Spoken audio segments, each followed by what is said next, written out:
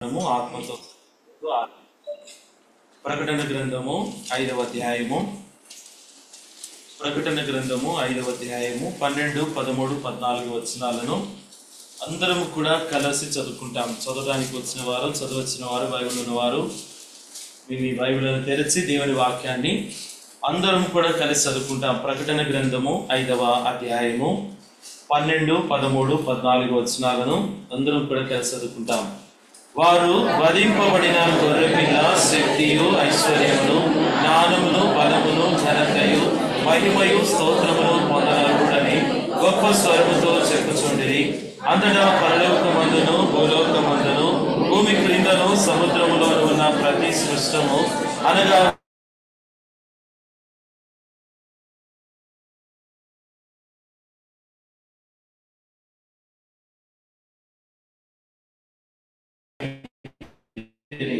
ఆ 4 జీవులు ఆమేనని చెప్పగా ఆ పెద్దలు సాగిలపడి నమస్కారము చేసిరి. చాలండి. చదువుబడిన లేఖన భాగం నిమిత్తమై దేవుడు మనతో మాట్లాడినట్లుగా ప్రార్థనలో ప్రభావం చూస్తాం. మోకరించడానికి వచ్చిన వారందరూ కూడా మోకాళ్ళ మీదకి రావాల్సిందిగా మనం చేస్తున్నాం. ప్రేమ కలిగిన మా ప్రియ పరలోకపు తండ్రి, మహాపరిశుద్ధుడు అయిన దేవా, సర్వశక్తిమంతుడైన దేవా, నిన్న నేడు నిరంతరము ఏకరీతిగున్న దేవా, మారని మార్పు చెందని దేవా, యేసుక్రీస్తు వారి అత్యున్నతముగా హెచ్చింపబడిన పూజనీయమైన సకల ఆశీర్వచన స్తోత్రములకు మించిన ఘనమైన నామమును బట్టి మీ కొందనాలు, స్తుతి, మహిమ, ఘనత, ప్రభావములు ఆరోపిస్తూ ఉన్నాం. తండ్రి అయిన దేవా, ఈ యొక్క ఉదయకాల సమయంలో, ప్రభు దినములో, పరిశుద్ధమైన దినములో, పునరుద్ధానపు దినములో జీవాధిపతి అయిన దేవుడైన మిమ్ములను యేసుక్రీస్తు వారి నామమున దేవా మిమ్మలను ఆరాధించి, మహిమపరిచి, ఘనపరిచి, కొనియాడి హెచ్చించినట్లుగా మా జీవాన్ని మీ మూసలో భద్రపరిచి, మా ఆయుష్ను పొడిగించి మరి యొక్క పునరుద్ధానపు దినాన్ని మాకు అనుగ్రహించిన దేవుడు అని స్తుతిస్తూ ఉన్నాం. తండ్రి అయిన దేవా, ఈ యొక్క ప్రభు దినములో, పునరుద్ధానపు దినములో యేసుక్రీస్తు వారి యొక్క మరణ, భూస్థాపన, పునరుద్ధానమును గురించినటువంటి సంగతులు ధ్యానిస్తూ దేవాతి దేవుడైన మిమ్మలను ఆరాధించినట్లుగా మాకు కృప దయచేసి పెట్టమని ప్రార్థిస్తూ ప్రాధాయపడుతూ ఉన్నాం. దేవా, మిమ్మల్ని ఆరాధించినట్లుగా, మహిమపరచున్నట్లుగా మీ యొక్క సింహాసనము నుండి అట్టి ఆత్మను మాపై కుమ్మరించమని ప్రార్థిస్తూ ప్రాధాయపడుతూ ఉన్నాం. మా యొక్క దృష్టి, గమనములన్నీ కూడా మీ వైపు కేంద్రీకృతం ఒకటికే సహాయం చేయమని ప్రార్థిస్తూ ఉన్నాం. నిలబడుతున్న దాసుని సిలువ చాటును మరుగుపరచుకోనండి. సిలువ తప్ప, యేసుక్రీస్తు వారి తప్ప మరేది కూడా కనపడకుండానట్లుగా మీరు మాత్రమే మహిమ పొందమని ప్రార్థిస్తూ ఉన్నాం. ఈ రీతిలో నిలబడుతున్న దాసును కూడా కొరతలేని ఆత్మతో నింపి నీ ప్రజలని ఎంతో సంతోషించి ఆత్మతో సత్యముతో మిమ్మల్ని ఆరాధించినట్లుగా కూడా మీ దాసుని అభిషేకించి బలపరిచి విరిచి వాడుకుంటూ రావాల్సిందిగా కోరుకుంటూ మీ కలువరి సిలువ రక్త ప్రోక్షణ కిందకి తెస్తూ యేసు ప్రభు వారి శ్రేష్టమైన ఘనమైన నామమున స్తుతించి ప్రార్థించి అడిగి వేడుకుంటున్నాం తండ్రి. ప్రకటన గ్రంథము 5వ అధ్యాయము 12, 13, 14 వచనాలను మనము చదువుకున్నాం. ప్రకటన గ్రంథము 5వ అధ్యాయము 12, 13, 14 వచనాలు. వారు వధింపబడిన గొర్రెపిల్ల శక్తియు, ఐశ్వర్యమును, జ్ఞానమును, బలమును, ఘనతయు, మహిమయు, స్తోత్రమును పొందనర్హుడని గొప్ప స్వరముతో చెప్పుచుండిరి.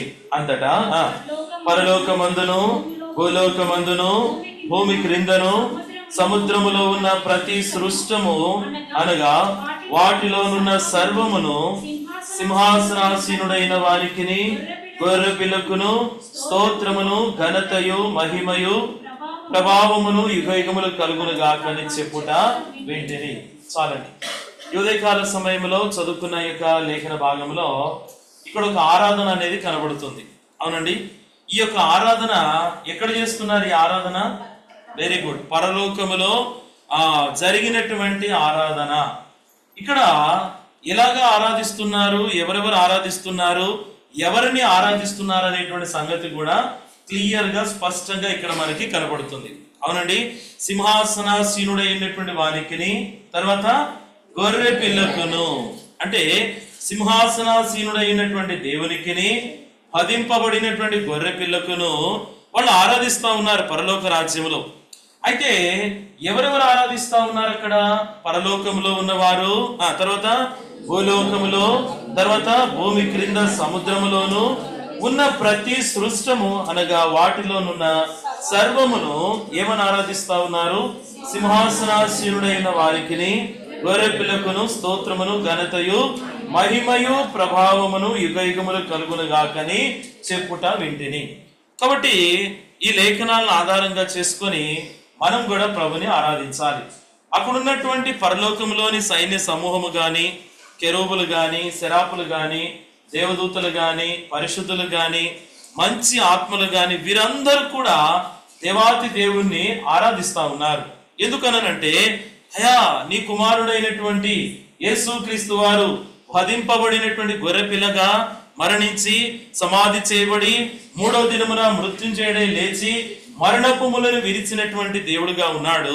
అందుకనే సింహాసనాసీనుడైనటువంటి నీకును వధింపబడినటువంటి గొర్రెపిల్ల అయిన కుమారుడైన యేసుక్రీస్తు వారికి యుగ యుగములకు మహిమ ఘనత ప్రభావములు కలుగునుగాకని వారు ఆరాధిస్తా ఉన్నారు. సో ఇక్కడ గొర్రెపిల్ల అయినటువంటి యేసుక్రీస్తు వారు వధింపబడిన అనుభవము, ఆయన మరణించినాడు, సమాధి చేయబడినాడు, 3వ దినమున లేపబడినాడు. అవునండి. అందుకనే గుడ్ ఫ్రైడే రోజు కూడా మనం ధ్యానం చేసిన సంగతి ఏమనంటే, ఆయన మరణించినాడు. మన భాషలో చెప్పుకోవాలంటే ఏమనంటే ఆయన చనిపోయినాడు. ఆయన ఎందుకు చనిపోయినాడు, ఎలా చనిపోయినాడు, ఎవరి కొరకు చనిపోయినాడు అనేది కూడా మనము ధ్యానం చేసినాం. ఆయన చనిపోవలసినటువంటి అవసరం ఏంటి? యేసుక్రీస్తు వారు లేఖనానుసారంగా ఆయన చనిపోవలసినటువంటి అవసరత ఉన్నది.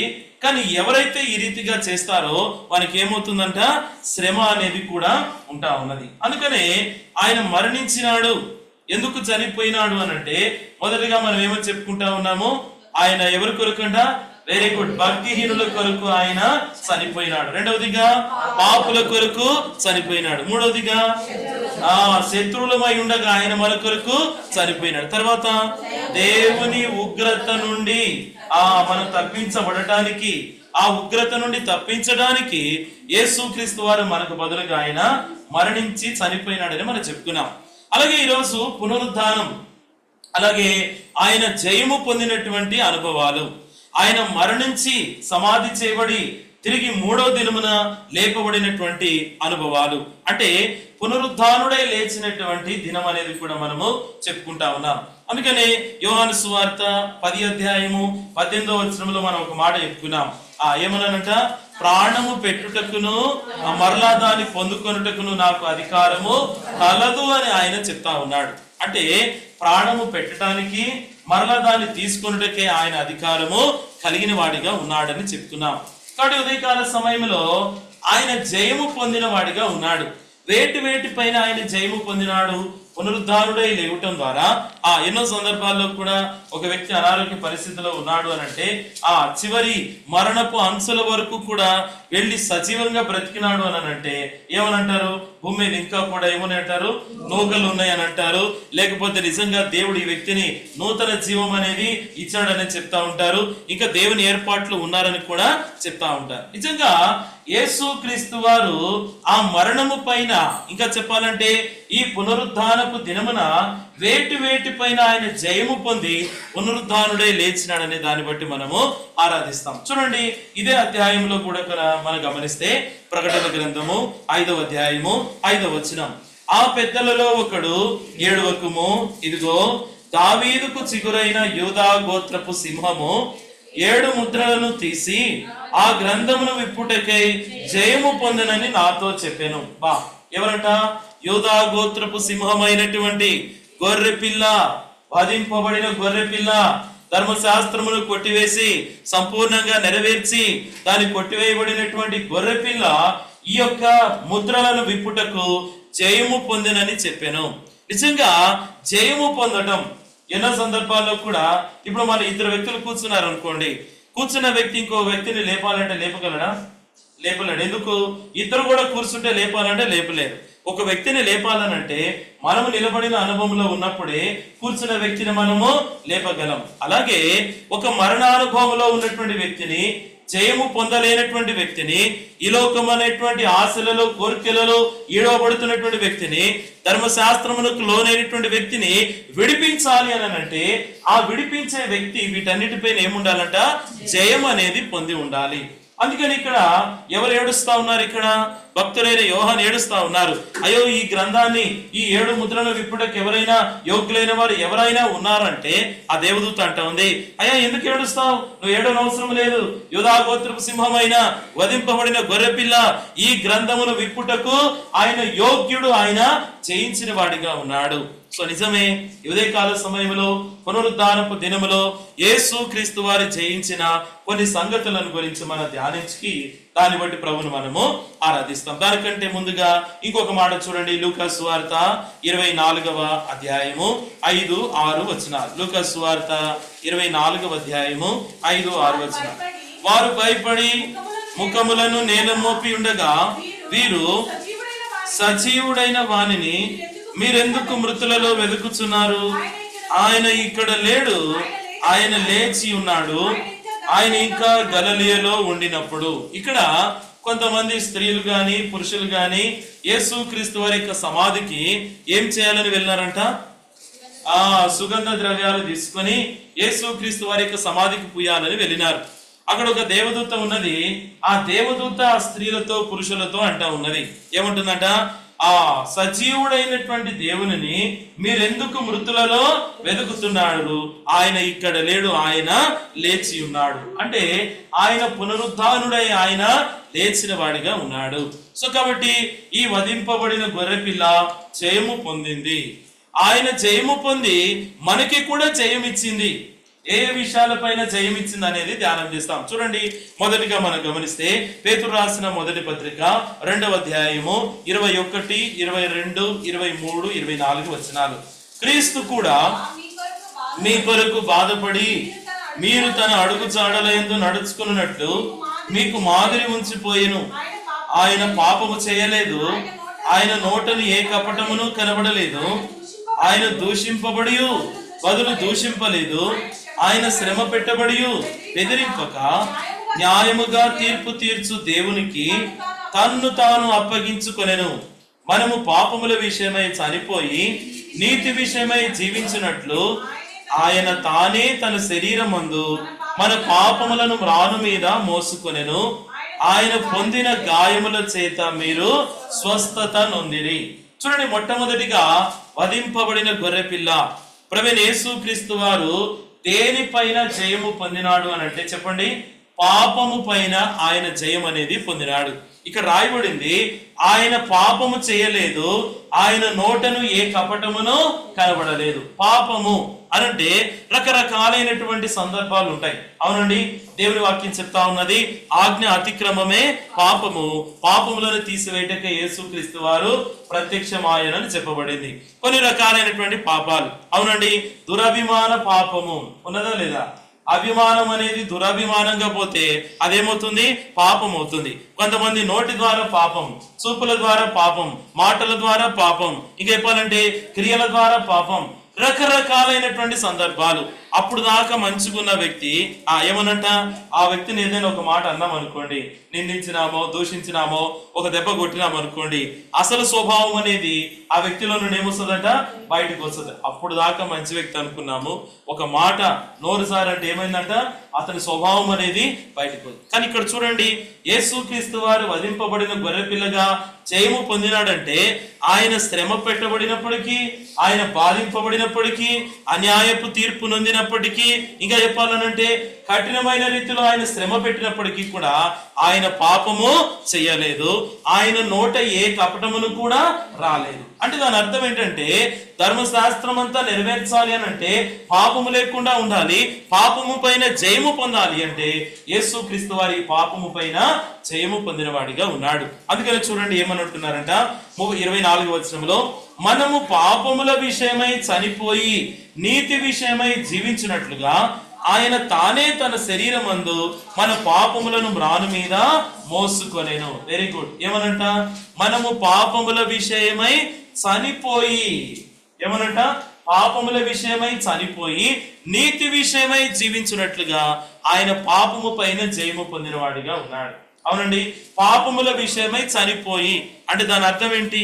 ఇప్పుడు ఒక వ్యక్తి చనిపోయిన వ్యక్తి ఉన్నాడు అనుకోండి, ఆ వ్యక్తి దగ్గరికి వెళ్ళి పట 4 మాటలు తిట్టామనుకోండి, తిరిగి ఆ వ్యక్తి తిడతాడా? తిట్టలేడు. అవునండి. సరే, ఇంకా కోపం ఉంది, ఆ చనిపోయిన వ్యక్తిని తీసుకుపోయి డెడ్ బాడీని పట పొడిచినాం అనుకోండి, ఆ వ్యక్తిలో ఏమైనా చలనం ఉంటుందా? ఉండదు. అందుకని అంటూ ఉన్నారు, పాపముల విషయమై చనిపోయి నీతి విషయమై జీవించినట్లుగా ఆయన తానే మన కొరకే మ్రాను పైన ఈ యొక్క కార్యం అనేది జరిగింది. అందుకనే ఈ వధింపబడిన గొర్రెపిల్ల నీ కొరకే నా కొరకే ఏం చేసినాడంటే పాపముల విషయమై చనిపోయి నీతి విషయమై జీవించినట్లుగా ఆయన తానే మన పాపములను మ్రాను మీద మోసిన వాడిగా ఉంది. అంటే ఈ వధింపబడిన గొర్రెపిల్ల పునరుద్ధానుడైనటువంటి యేసుక్రీస్తు వారు మొట్టమొదటిగా దేనిపైన జయము పొందినాడంటే పాపము పైన ఆయన జయము పొందిన వాడిగా ఉన్నాడు. అందుకని రాయబడింది, ఆయన పాపము చేయలేదు, ఆయన నోటని ఏ కపటమును కూడా లేదు. మొట్టమొదటిగా యేసుక్రీస్తు వారు జయము పొందినది ఇదే. ఆయన జయము పొంది నీవు నేను కూడా పాపము పైన జయము పొందడానికి మనకి బదులుగా తానే మన పాపముల నిమిత్తమై మ్రాను పైన ఆయన సిలువ వేయబడినటువంటి అనుభవాలు. అందుకని చెప్పుకున్నాం కదా, ఆజ్ఞ అతిక్రమమే పాపము. ఆ చిన్న పాపము పెద్ద పాపం అనేది కాదు. ఏమనంట? ఆజ్ఞలు. ఏమేమున్నాయి మనకు ఆజ్ఞలు? నేను తప్ప వేరొక దేవుడు నీకు ఉండకూడదు. ఇంకా విశ్రాంతి దినమును విశ్రాంతి దినముగా ఆచరింపవలెను, నీ తల్లిని తండ్రిని సన్మానింపవలెను, అబద్ధం ఆడవద్దు, దొంగతనం చేయవద్దు, నరహత్య చేయవద్దు, ఇంకా నీ పొరుగువానిది ఏది కూడా నీవు ఆశించవద్దు, నీ పొరుగువాని భార్యను నీవు ఆశింపవద్దు. నిజంగా మానవుడు జన్మతః పాపి. అందుకని దావీదు మహారాజు అన్నాడు, అయ్యా నేను పాపములో పుట్టిన వాడను, పాపములోనే నా తల్లి నన్ను గర్భము ధరించినది.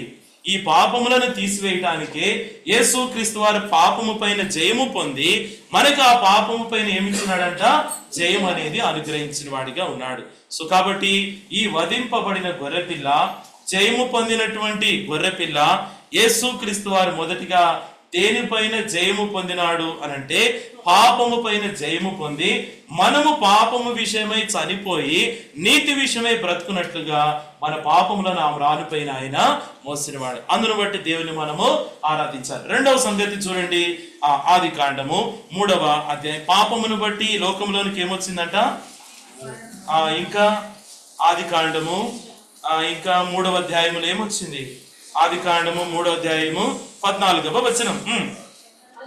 అందుకు దేవుడైన యెహోవా సర్పముతో, నీవు దీన్ని చేసినందున పశువులన్నిటిలో జంతువులన్నిటిలోనూ నీవు శపింపబడిన దానవై నీ కడుపుతో ప్రాకుచు నీవు బ్రతుకు దినములన్నీ మన్ను తిను. రైట్, చాలండి. ఇక్కడ ఆది దంపతులైన అవాదాములు ఉన్నారు. అవునండి, దేవుడు ఏమని చెప్పినాడు? ఓ చక్కని కుమారా, ఓ చక్కని కుమార్తె, చల్లపూట వచ్చి దేవుడు మాట్లాడుతూ ఉన్నాడు. మాట్లాడుతున్న సమయంలో వాళ్ళతో పాటు ఇంకొకరు కూడా మాట్లాడుతూ ఉన్నారు. ఎవరంట? సర్పము ఏం చేసింది? తన యొక్క యుక్తి చేత అవని ఏం చేసిందంట? మోసం చేస్తా వచ్చింది. Very good. మోసం చేయటం ద్వారా చేయవద్దా అన్నటువంటి పనిని వాళ్ళు చేసినారు. ఇంకా చెప్పాలంటే తినవద్దన్నటువంటి పండును తిన్నారు, ఆజ్ఞను అతిక్రమించినారు, పాపము చేసినారు. పాపము ద్వారా ఇక్కడ వీళ్ళకి ఏమొచ్చింది? వెరీ గుడ్, శాపం వచ్చింది. నిజంగా చెప్పాలనంటే పాపమును బట్టి వాళ్ళు ఆజ్ఞను అతిక్రమించి పాపమును బట్టి వాళ్ళు ఏం పొందుకున్నారంట? శాపం పొందుకున్నారు. ఎవరైతే మోసగించినారో, ఎవరైతే మోసపోయినారో ఆది దంపతులైన అవ్వ ఆదాములకు కూడా దేవుడు ఏమి ఇచ్చినాడంట? శాపం ఇచ్చినాడు. ఓ అవ్వ, చేయొద్దు అన్నటువంటి పని నువ్వు చేసినావు కాబట్టి నువ్వేమనంట? ప్రయాసతో ప్రసవ వేదనతో నువ్వు పిల్లలను గంటావు. ఇంకేమనంట? సర్పము నిన్ను మోసగించింది కాబట్టి సర్పము నిన్ను మడిమ మీద కొడుతుంది. ఇప్పుడు నువ్వు దాన్ని ఏం చేస్తావంట? తల మీద కొడతావు. అవ్వది అయిపోయింది, సర్పంది అయిపోయింది. ఇంకెవరున్నారు? ఆదాము ఉన్నాడు. ఓ ఆదామా, నువ్వు చేసింది ఏంటి సంగతి? ఏమనంట? తినవద్దన్న పండు తిన్నావు, నీ భార్య మాట విన్నావు కాబట్టి ఏమైందంట? నువ్వు ప్రయాసతో చెమటోడ్చి భూమిని సేద్యపరిచి నువ్వు తింటావు ఆహారం. నిజంగా పాపము ద్వారా మానవునికి ఏమొచ్చిందంట? శాపం అనేది వచ్చింది. నిజంగా యేసుక్రీస్తు వారు వధింపబడిన గొర్రెపిల్లగా రెండవదిగా జయము పొందిన సంగతి ఏంటంటే శాపము పైన ఆయన జయము పొందిన వాడిగా ఉన్నాడు. చూడండి, అందుకని ద్వితీయోపదేశ కాండము 21వ అధ్యాయము 23వ వచనం చూడండి. అతని శవము రాత్రి వేళ ఆ మ్రాను మీద నిలవకూడదు, ప్రేలాడదీయబడిన వాడు దేవునికి శాపగ్రస్తుడు గనుక నీ దేవుడైన యెహోవా స్వాస్థ్యముగా నీకిచ్చుచున్న దేశమును నీవు అపవిత్రపరచుకున్నట్లు అగత్యముగా దినమున వారిని పాతి పెట్టవాలి. అంటే శాపగ్రస్తులైన వారు ఎక్కడ ఉండాలా? మ్రాను మీద, శిలువ మీద వేలాడబడాలి. మరి పాపం చేసిన వారు ఎవరైనా మ్రాను పైన వేలాడబడినారా?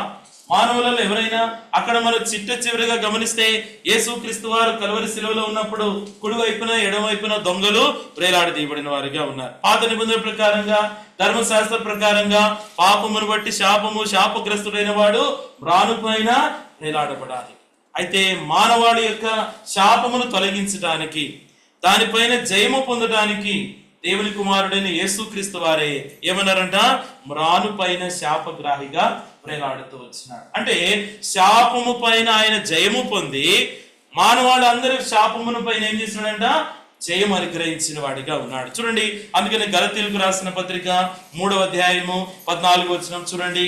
గలతీ పత్రిక 3వ అధ్యాయము 13-14 వచనాలు. ఆత్మను గూర్చిన వాగ్దానము విశ్వాసం వల్ల మనకు లభించున్నట్టు అబ్రహాము పొందిన ఆశీర్వచనము క్రీస్తు యేసు ద్వారా అన్ని జనులకు కలుగుటకై క్రీస్తు మన కోసము శాపమై మనలను ధర్మశాస్త్రం యొక్క శాపము నుండి చాలండి ఏమనంట? క్రీస్తు మన కోసము శాపమై ఎక్కడి నుంచి విడిపించినాడంట? ధర్మశాస్త్రం యొక్క శాపము నుండి ఆయన మనలను విడిపించాడు. ఆయన జయము పొంది మనకేమిచ్చినాడంట? జయం అనుగ్రహించి.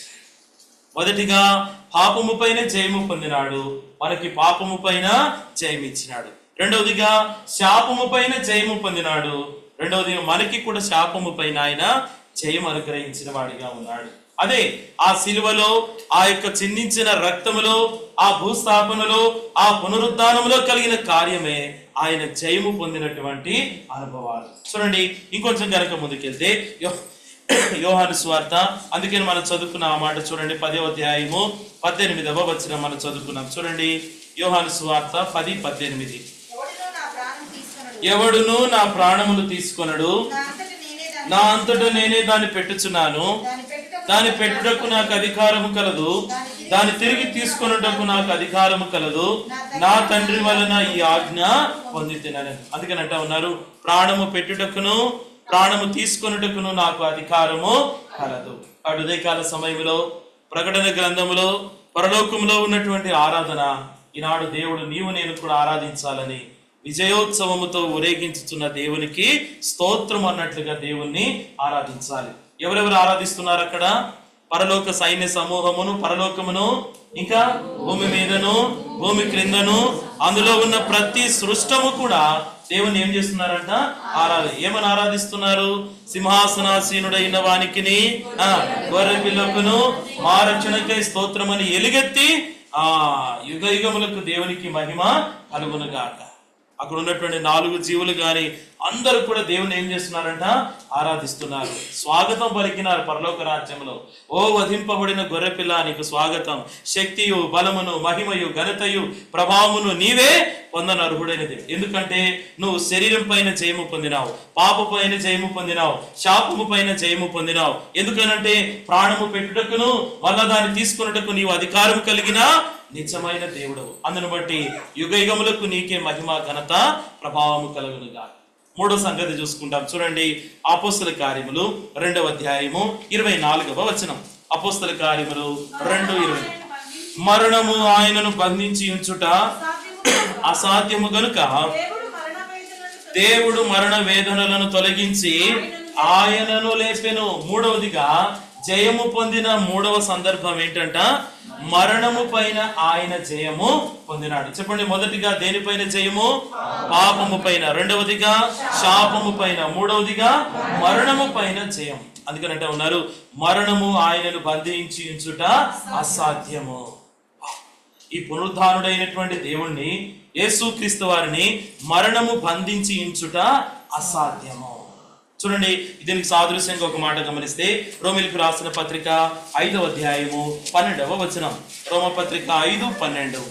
ఇట్లుండగా ఒక మనుషుని ద్వారా పాపమును, పాపము ద్వారా మరణమును లోకములో ఎలాగూ ప్రవేశించెనో అలాగుననే మనుషులందరూ పాపము చేసినందున మరణము అందరికీ సంప్రాప్తమాయెను. వా, ఈ మరణం ఎందుకు వచ్చిందంటే మనిషికి పాపము చేయటము ద్వారా ఆ పాపమును బట్టి మానవునికి మరణం వచ్చింది.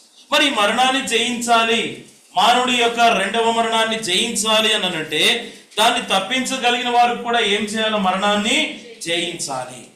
అందుకనంట ఉన్న లేఖనాల ప్రకారంగా ఏమనంట, యేసు క్రీస్తు వారి యొక్క మరణ, భూస్థాపన, పునరుద్ధానములో సమానానుభవం కలిగినటువంటి వారే, ఆయన కొరకు ఎదురు చూసిన వారే యుగ యుగాలు పరలోక రాజ్యంలో రాజ్యమేలే వారిగా ఉన్నారు. అంటే మూడవదిగా ఆయన ఆది ఆదామైనటువంటి ఆ వ్యక్తి ద్వారా, ఆ యొక్క మనుషుని ద్వారా ఏదైతే లోకంలోనికి పాపం ప్రవేశించిందో, ఆ పాపం ద్వారా మరణం వచ్చిందో, మరణం నుండి తప్పించడానికి యేసు క్రీస్తు వారు కూడా ఏమైనారంట? మరణించిన వాడిగా ఉన్నాడు. చూడండి, ఇంకా మనం 17వ వచనంలో గమనిస్తే, మరణము ఒకని అపరాధముల మూలమున వచ్చినదై ఆ ఒకని ద్వారానే ఏలిన ఎడల కృపా బాహుళ్యమును నీతి దానమును పొందువారు జీవము గలవారై మరి నిశ్చయముగా యేసు క్రీస్తును ఒకని ద్వారానే ఏలెదరు. సో కాబట్టి మూడవదిగా మరణము పైన ఆయన జయం. అందుకని కీర్తనకారుడు 116వ అధ్యాయంలో ఒక మాట అంటున్నారు. చూడండి, కీర్తనల గ్రంథము 116వ అధ్యాయము 8వ వచనం. మరణము నుండి నా ప్రాణమును, కన్నీళ్లు విడవకుండా నా కన్నులను, జారిపడకుండా నా పాదములను నీవు తప్పించి ఉన్నావు. వా, ఏదో అద్భుతమైన మాట. మరణము నుండి నా ప్రాణమును, కన్నీళ్లు విడవకుండా నా కన్నులను, జారిపడకుండా నా పాదములను నీవు తప్పించిన దేవుడవు. దేవా, నీవు జయము పొంది నాకు కూడా మరణము పైన ఏమిచ్చినావు? జయం అనేది అనుగ్రహించినావు. అందుకనే ఇదే కీర్తనకారుడు 68:20లో ఇంకొక మంచి మాట అంటున్నారు. చూడండి, కీర్తన గ్రంథము 68వ అధ్యాయము 20వ వచనం.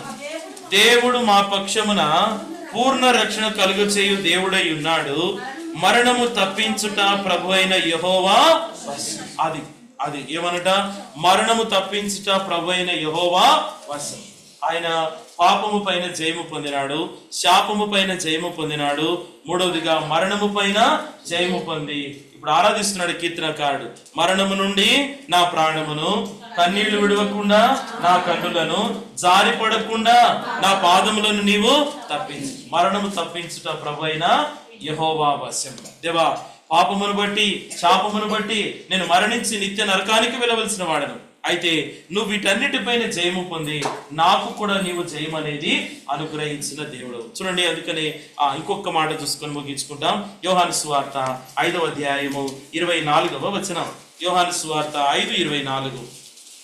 నా మాట విని నన్ను పంపిన వానియందు విశ్వాసముంచువాడు నిత్య జీవము గలవాడు, వాడు తీర్పులోనికి రాక మరణములో నుండి జీవములోనికి దాటి ఉన్నాడని మీతో నిశ్చయముగా.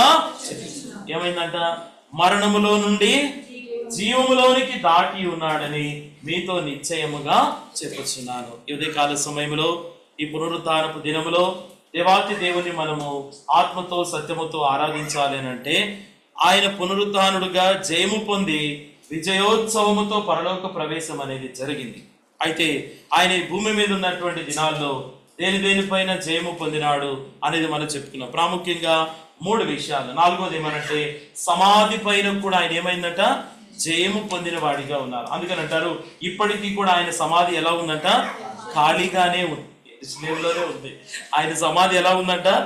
ఖాళీగా ఉంటా ఉన్నది. నిజంగా చెప్పాలంటే ఆయన పాపము పైన జయము, శాపము పైన జయము, మరణము పైన జయము, 4వదిగా సమాధి పైన జయం. నిజంగా మరణము ఆయనను బంధించి ఉంచుట అసాధ్యం. దేవా, అందుకనే పరలోక సైన్య సమూహం అంతా కూడా ఎంత గొప్ప కార్యం. అవునా? నిజంగా ఈ లోకంలో పిల్లలు ఎవరైనా 10th, ఇంటర్, డిగ్రీ మంచి మార్కులతో పాస్ అయినారు అనుకోండి, ఆ పాస్ అయిన రోజు వాళ్ళని ఎట్లా లేపుతారనంటే గొప్పగా పైకి లేపుతారు. మా పిల్లడు, మా కొడుకు. అలాగే దేవుని కుమారుడైన యేసుక్రీస్తు వారు పునరుద్ధానుడై లేచి పరలోక ప్రవేశానికి వెళ్ళినప్పుడు వాళ్ళంతా కూడా ఆరాధిస్తా ఉన్నారు. ఏమనంట? ఓ వధింపబడిన గొర్రెపిల్ల, శక్తియు, బలమును, మహిమయు, ఘనతయు, ప్రభావమును పొందనర్హుడు. ఎందుకనంటే పరలోకంలో ఉన్నవారు, భూలోకంలో ఉన్నవారు, భూమి కింద ఉన్నవారు, అందులోని ప్రతి సృష్టము కూడా ఆ దేవాతి దేవుని ఏం చేస్తున్నారంట? ఆరాధిస్తా ఉన్నారు. సింహాసనాసీనుడైన వానికి గొర్రెపిల్లకును యుగ యుగములకు కూడా మహిమ ఘనత ప్రభావములు కలుగునుగాక. కాబట్టి నీవు నేను కూడా పునరుద్ధానుడైనటువంటి యేసుక్రీస్తు వారిని ఆరాధించాలి అనంటే ఆయన జయము పొంది మనకి కూడా ఆయన జయం అనేది అనుగ్రహించినాడు. ప్రాముఖ్యంగా 4 సంగతులు: ఒకటి పాపము, రెండవది శాపము, మూడవది మరణము, నాలుగవదిగా సమాధి పైన ఆయన జయము పొందిన వాడిగా ఉన్నాడు. కాబట్టి ఆ మాట చదువుకుని ఆరాధనలోకి వెళ్తాం. చూడండి, ప్రకటన గ్రంథము 5వ అధ్యాయము 12, 13, 14 వచనాలు. ప్రకటన గ్రంథము 5వ అధ్యాయము 12, 13, 14 వచనాలు అందరం కూడా కలిసి చదువుకుంటాం. వారు వధింపబడిన గొర్రెపిల్ల శక్తియు ఐశ్వర్యమును జ్ఞానమును బలమును ఘనతయు మహిమయు స్తోత్రమును పొందనర్హుడని గొప్ప స్వరముతో చెప్పుచుండిరి. అంతటా పరలోకమందును భూలోకమందును భూమి క్రిందను సముద్రములోనూ ఉన్న ప్రతి సృష్టము అనగా వాటిలోనున్న సర్వములు సింహాసనాసీనుడైన వారికి గొర్రెపిల్లకును స్తోత్రమును ఘనతయు మహిమయు ప్రభావమును యుగయుగములు కలుగును గాకని చెప్పుట వింటిని. ఆ 4 జీవులు ఆమేనని చెప్పగా ఆ పెద్దలు సాగిలపడి నమస్కారము చేసి. ఈ యొక్క వాక్యాన్ని దేవుడు మనకి ఆత్మీయ జీవిత క్షేమాభివృద్ధి కొరకే దీవించి ఆశీర్వదించును. మార్పు చెందని దేవైన యేసుక్రీస్తు వారి అత్యున్నతముగా హెచ్చింపబడిన పూజనీయమైన సకల ఆశీర్వచన స్తోత్రములకు మించిన మీ ఘనమైన నామమును బట్టి దేవా మీకు వందనాలు, కృతజ్ఞతాస్తుతులు, స్తోత్రం చెల్లిస్తా ఉన్నాను. తండ్రి అయిన దేవా, ఈ యొక్క పునరుద్ధానపు దినములో లోకమంతా కూడా పండుగగా వేడుకగా జరుపుకున్నటువంటి ఈ యొక్క దినములో దేవా, పరిశుద్ధమైన స్థలములో నీ స్వరక్తం ఇచ్చుకున్నట్టి సంఘములో నీ రక్తం ద్వారా విమోచింపబడిన ప్రజల మధ్యలో దేవాతి దేవుడైన మిమ్ములను ఆత్మతో సత్యముతో ఆరాధించినట్లుగా తండ్రి నాకు కూడా అనుగ్రహించిన గొప్పదైన శ్రేష్టకరమైన సమయము స్థలాన్ని బట్టి స్తుతిస్తా ఉన్నాను. తండ్రి అయిన దేవా, నిజమే ప్రభా, ప్రకటన గ్రంథం 5వ అధ్యాయంలో సెలవిచ్చినట్లుగా భూలోకమందును పరలోకమందును భూమి క్రిందను ఉన్న ప్రతి సృష్టము కూడా సర్వమును దేవాతి దేవుడైన మిమ్ములను మీకే మహిమ ఘనత ప్రభావములు ఆరోపిస్తూ ఉన్నారు. దేవా, నిజముగా మానవ మాత్రుడను అయోగ్యుడను నిష్ప్రయోజకమైనటువంటి వాడనైనప్పటికీ కూడా నన్ను ప్రేమించి నా కొరకే మీరు చేసిన గొప్ప ఆ యొక్క శిలువ కార్యమును బట్టి ఈ యొక్క సంఘ సమాజము మధ్యలో మిమ్మల్ని ఆరాధించాలని దేవా, నా జీవితంలో కూడా మీరు చేసిన శిలువ కార్యమును బట్టి స్తుతిస్తా ఉన్నాను. తండ్రి అయిన దేవా, మీ ప్రియ కుమారుడు నా ప్రభు రక్షకుడు యేసుక్రీస్తు వారు భూమి మీద ఉన్నటువంటి దినాల్లో శరీరము పైన, పాపము పైన, శాపము పైన, మరణము పైన, సమాధి పైన జయము పొందిన వధింపబడిన గొర్రెపిల్లగా మీరున్నందుకే హృదయమారా మీకు వందనాలు, కృతజ్ఞతాస్తుతులు, స్తోత్రం చెల్లిస్తా ఉన్నాను. పాపములో పుట్టినవాడను, పాపములోనే నా తల్లి నన్ను గర్భము ధరించినది. శరీరం యొక్కయు మనసు యొక్కయు కోరికలను నెరవేర్చుకొనుచు దేవా, స్వభావ సిద్ధముగా మీ యొక్క ఉగ్రతకు గురి కావలసినటువంటి నా బ్రతుకులో పాపమును బట్టి మరణము, పాపమును బట్టి శాపము, నిత్య నరకము, అగ్నిగుండానికి వెలుస్తున్నటువంటి నా బ్రతుకును నీవు మార్చినందుకై దేవా, నా పాపములకు విమోచన, విడుదల, పాప క్షమాపణ కలుగు చేసిన దేవుడు అని స్తుతిస్తా ఉన్నాను. నేను శాపగ్రాహిగా ఉన్నటువంటి నా బ్రతుకును ప్రభా, నాకు బదులుగా పాపమును ప్రభా, మరి పాపము విషయమై చనిపోయి నీతి విషయమై జీవించినట్లుగా ఆయన తానే మ్రానుపైన మన పాపములను మోసుకొనను అన్నట్లుగా దేవా, నన్ను బ్రతికించినట్లుగా నా కొరకే ప్రాణాన్ని అర్పించి కలువరి శిలువలో శాపగ్రాహిగా వేలాడిన దేవుడు అని కూడా హృదయమార మీకు వందనాలు, కృతజ్ఞతాస్తుతులు, స్తోత్రం చెల్లిస్తా ఉన్నాను. దేవా, మరి విరోధముగా ఉన్నటువంటి రుణపత్రమును మేకులతో శిలువకు కొట్టి చేవ్రాతను తొడిపివేసి ప్రభా, నా జీవితంలో ప్రభా బాహాటంగా విజయోత్సవముతో ఊరేగించుతున్న దేవునికి స్తోత్రము అన్నట్లుగా నా బ్రతుకులో మీరు చేసిన మేలు ఉపకారం అన్నిటిని బట్టి వందనాలు, కృతజ్ఞతాస్తుతులు, స్తోత్రం చెల్లిస్తా ఉన్నాను. అంత మాత్రమే కాదు, రక్షించిన నాటి నుండి నేటి వరకు ఎన్నెన్నో అద్భుతాలు, ఆశ్చర్య కార్యాలు, ఊహకు మించిన కార్యములు నా పక్షంగా జరిగించి నాకు ఎబినేజుడుగా ఇమానియలుగా ఉన్నందుకై హృదయమార వందనములు, కృతజ్ఞతాస్తుతులు, స్తోత్రములు, సాష్టాంగ నమస్కారాలతో సాగిలపడి చెల్లిస్తా ఉన్నాను. మెటుకు మా ప్రభా, మధ్యాహ్న కాల సమయంలో ప్రభు బలలో పాలు పంపులు పొందనైంటుండగా దేవా, మాతో మాట్లాడుము. నా యొక్క మా యొక్క దృష్టి గమనములన్నీ కూడా నీ వైపు కేంద్రీకృతమటకై సహాయపడమని ప్రార్థిస్తా ఉన్నాం. ప్రభా, చేరివచ్చిన వారి యొక్క సమయమును వ్యర్థపరచుకున్నట్లుగా నా కొరకే మా కొరకే మీ సింహాసనము నుండి మీ వర్తమానమును మాకు విడుదల దయచేయమని ప్రార్థిస్తూ మీ కలువరి శిలువ రక్త ప్రోక్షణ కిందకి తెస్తూ దేవాతి దేవా, మా ప్రభా, శిలువ తప్ప, యేసుక్రీస్తు వారి తప్ప మరేది కూడా కనపడకుండాకే సహాయపడమని ప్రార్థిస్తూ యేసు ప్రభు వారి శ్రేష్టమైన ఘనమైన నామమున స్తుతించి ప్రార్థించి అడిగి వేడుకుంటున్నాం తండ్రి. కొరింథీయులకు రాసిన మొదటి పత్రిక 11వ అధ్యాయము 28వ వచనం. కాబట్టి ప్రతి మనుష్యుడు తన్ను తాను పరీక్షించుకొనవలెను, అలాగు చేసి ఆ రొట్టెను తిని ఆ పాత్రలోనిది త్రాగవలెను. కాబట్టి ఇక్కడ చదువుకున్న ఈ యొక్క లేఖన భాగంలో ప్రతి మనుష్యుడు తన్ను తాను ఏం చేయమనుందండి? పరీక్షించుకొనవలెను. అంతేగాని ప్రతి మనుష్యుడు పక్కవారిని పరీక్షింపవలెను అని ఉన్నదా? ఇక్కడ లేదు. ఏమున్నదంట? ప్రతి మనుష్యుడు తన్ను తాను పరీక్షించుకొనవలెను అని ఉన్నది. సో కాబట్టి వారం వెంబడి వారము మన యొక్క క్రైస్తవ యాత్ర జీవితంలో మనం వెళ్తున్నటువంటి ప్రతి అనుభవంలో ఏదైతే లోటుపాట్లు ఉన్నాయో అది దిద్దుకోవడానికి, దేవునికి సమీపముగా రావడానికి ఏర్పాటు చేయబడిన గొప్పదైనటువంటి ఇదొక అవకాశం. సో అందుకనే భక్తుడు అంటా ఉన్నాడు, కాబట్టి ప్రతి మనుష్యుడు తన్ను తాను పరీక్షించుకొనవలెను, అలాగు చేసి ఆ రొట్టెని తిని ఆ పాత్రలోనిది త్రాగవలెను. చూడండి, దీనికి సాదృశ్యంగా మరొక మాట చదువుకున్నాం. యోహాను సువార్త 11వ అధ్యాయము 25వ అధ్యాయము. అందుకు యేసు, పునరుద్ధానమును జీవమును నేనే, నా యందు విశ్వాసముంచువాడు చనిపోయినను బ్రతుకును, బ్రతికి నా యందు విశ్వాసముంచు ప్రతి వాడును ఎన్నటికి చనిపోడు. ఈ మాట నమ్ముచున్నావా అని ఆమెను అడిగెను. కాబట్టి ఇక్కడ అంటా ఉన్నారు, పునరుద్ధానమును జీవమును నేనే, నా యందు విశ్వాసముంచువాడు చనిపోయినను బ్రతుకును.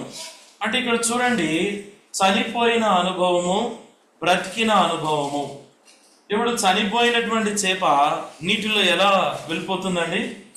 చనిపోయినటువంటి చేప నీళ్లు పారుతా ఉన్నాయి, నీళ్లుకి కొట్టుకొని పోతుందా, ఎదురుగుతుందా? కొట్టుకొని వెళ్ళిపోతుంది. అదే బ్రతికిన చేప ఏం చేస్తుంది? నీరు ఎదురుగా వస్తుంటే దానికి ఎదురుగా అంటే ఇక్కడ చూడండి, బ్రతికిన అనుభవము, చనిపోయినటువంటి అనుభవం. ఇక్కడ అంటా ఉన్నారు, బ్రతికి నా యందు విశ్వాసం ఉంచిన వాడు ఇక ఎన్నటికి కూడా చనిపోడు. అందుకని ప్రకటన గ్రంథము 3వ అధ్యాయము 1వ వచనములో ఇక్కడ ఒక మాట రాయబడింది. చూడండి, ప్రకటన గ్రంథము 3వ అధ్యాయము 1వ వచనం. సార్దీస్లో ఉన్న సంఘపు దూతకు ఇలాగు వ్రాయము, 7 నక్షత్రములను దేవుని 7 ఆత్మలను గలవాడు చెప్పు సంగతులేమనగా, నీ క్రియలను నేను ఎరుగుదును. ఏమనగా, జీవించుచున్నావన్న పేరు మాత్రం ఉన్నది గాని నీవు మృతుడవే. ఈరోజు మన ధ్యానం అదే. ఏమనంట? జీవించుచున్నావన్న పేరు మాత్రం ఉన్నది గాని మృతుడవే. మనం జీవించుచున్నామన్న పేరు మాత్రం ఉన్నది కానీ మన జీవితంలో ఇంకా ఎన్నో మృతమైనటువంటి అనుభవాలు. అవునండి, మృతమైన అనుభవాలు అంటే ఆ మాట అర్థం ఏంటి? చనిపోయి జీవం లేకుండా అసలు ఎందుకు బ్రతుకుతున్నామో అసలు అర్థం లేకుండా బ్రతకటమే మృతమైనటువంటి అనుభవమే ఈ యొక్క జీవితం. క్రైస్తవ జీవితంలో రక్షణ ఉన్నది, మారు మనస్సు ఉన్నది, పాప క్షమాపణ ఉన్నది, బ్యాప్టిజం అనుభవం ఉన్నది, పని ఉన్నది, పరిచర్య ఉన్నది. ఇంకా చెప్పాలంటే రకరకాలుగా దేవుని యొక్క విషయంలో ముందుకెళ్ళేటువంటి సంగతులు కూడా అనేకంగా ఉంటా ఉన్నాయి. అయితే ఇక్కడ ఉన్నటువంటి సంఘముతో ఆయన అంటూ ఉన్నారు, సార్దీస్లో ఉన్నటువంటి సంఘపు దూతకు రాస్తూ అంటూ ఉన్నారు, నీవు జీవించుచున్నావన్న పేరు మాత్రం ఉన్నది కానీ మృతుడవే. మరి బ్రతికేది ఎవరు? జీవం కలిగిన వారు ఎవరు? మన మధ్యలో ప్రభు బల్ల ఉన్నది. ప్రభు బల్ల సేవించడం ద్వారా మనకు ఉపయోగం ఏంటి? యోగ్యంగా పాలు పంపులు పొందటం ద్వారా ఉపయోగం ఏంటి? అయోగ్యంగా పాలు పంపులు పొందటం ద్వారా కలిగేటువంటి నష్టాలు అనేది కూడా మనము తెలుసుకోవాలి. ఇప్పుడు చెప్పండి, ఈ యొక్క ప్రభు యొక్క బల్లలో యోగ్యంగా పాలు పంపులు పొందేవారు ఎలా ఉంటున్నారు? జీవిస్తున్నారు. Very good. ఇంకా యోహాను సువార్త చూడండి, యోహాను సువార్త 6వ అధ్యాయము, యోహాను సువార్త 6వ అధ్యాయము 52, 53, 54 వచనాలు చూడండి. యూదులు ఈయన తన శరీరమును ఎలాగూ తిననీయగలడని ఒకనితోనొకడు వాదించిరి. కావున యేసు ఇట్లనెను, మీరు మనుష్య కుమారుని శరీరము తిని ఆయన రక్తము త్రాగితేనే కాని మీలో మీరు జీవము కలవారు కాదు. ఆగండి. మొట్టమొదటిగా మనుష్య కుమారుడైన ప్రభువైన యేసుక్రీస్తు వారి యొక్క రక్త మాంసములలో పాలు పంపులు పొందటం ద్వారా మనకేమొస్తుందనంట? జీవం అనేది వస్తుంది. రెండవదిగా చూడండి, నా శరీరము తిని నా రక్తము త్రాగువాడే నిత్య జీవము కలవాడు. రెండవదిగా యేసు క్రీస్తు వారి యొక్క రక్త మాంసములలో పాలు పంపులు పొందటం ద్వారా ఏమవుతుందంట? నిత్య జీవానికి వారసులు అవుతున్నారు. మూడవదిగా అంత్య దినమున నేను వారిని లేపుదును.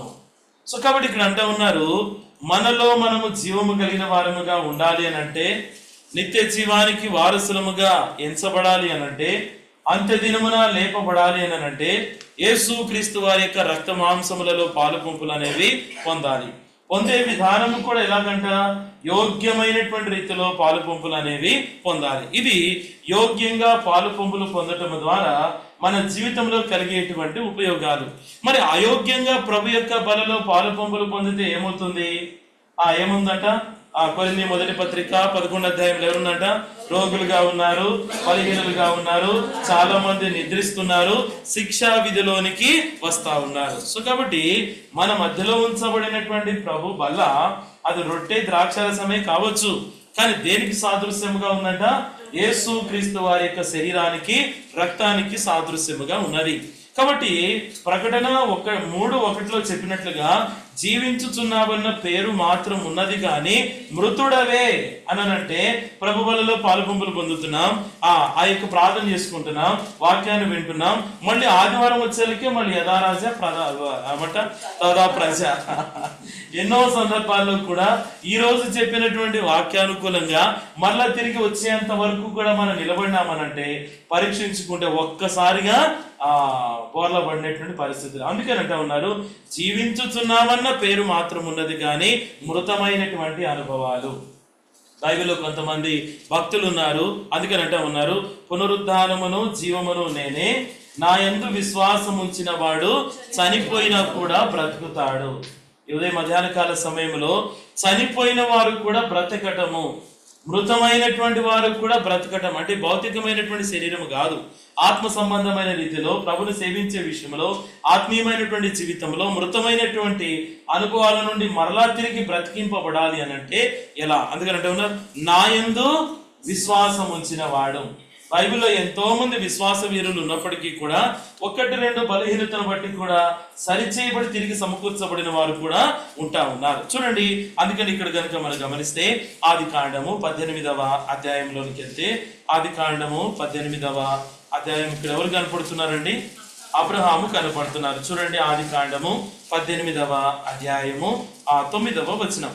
వారు అతనితో, నీ భార్య అయిన శారా ఎక్కడనున్నదని అడగగా అతడు, అదిగో గుడారములోనున్నదని చెప్పాను. అందుకు ఆయన, మీదటికి ఈ కాలమున నీ యొద్దకు నిశ్చయముగా మరలా వచ్చేదను, అప్పుడు నీ భార్య అయిన శారాకు ఒక కుమారుడు కలిగినని చెప్పాను.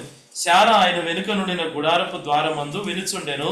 అబ్రహామును శారాయును బహుకాలం గడిచిన వృద్ధులై ఉండిరి. స్త్రీ ధర్మము శారాకు నిలిచిపోయిన గనక శారా, నేను బలము ఉడిగిన దాననైన తర్వాత నాకు సుఖము కలుగునా, నా యజమానుడు వృద్ధుడై ఉన్నాడు కదా అని తనలో నవ్వుకొనేను. చూడండి, అంటే ఇక్కడ చూడండి, జీవించుచున్నామన్న పేరు మాత్రం ఉన్నది కానీ మృతమైన అనుభవం. దేవుడు ఏమన్నాడు 15వ అధ్యాయంలో? అబ్రామా, భయపడకుము, నేను నీకు కేడము, నీ బహుమానము అత్యధికమగునని చెప్పినాడు. ఇంకేమన్నారు? ఆకాశ నక్షత్రములు గాని ఇసుక రెండులంతగా నేను నీ సంతానాన్ని విస్తరింప చేస్తాను అని అన్నాడు.